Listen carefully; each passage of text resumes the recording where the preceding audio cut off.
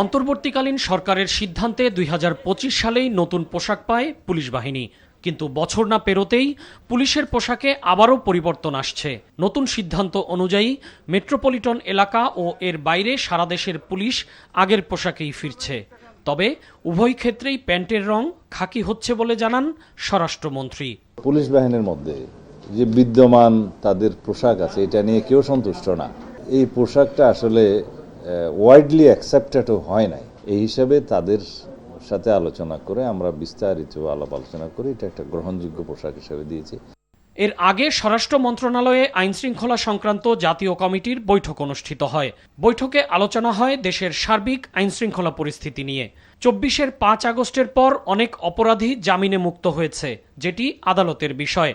তবে সেই অপরাধীরা নতুন করে অপরাধে জড়িয়ে পড়ছেন কিনা সে বিষয়ে আইনশৃঙ্খলা বাহিনী সতর্ক আছে বলেও জানান স্বরাষ্ট্রমন্ত্রী।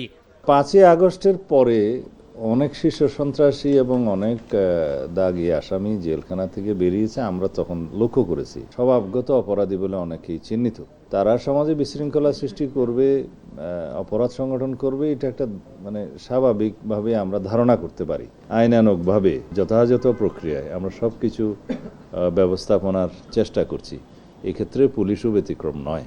রোহিঙ্গা জনগোষ্ঠীকে কেন্দ্র করে যেন কোনো প্রকার অপরাধ কার্যক্রম পরিচালিত না হয় সে বিষয়ে আইনশৃঙ্খলা বাহিনীর যৌথ টহল পরিচালনা করা হবে বলেও জানান সালাউদ্দিন আহমদ। Nazrana Chowdhury, NTV news, Dhaka.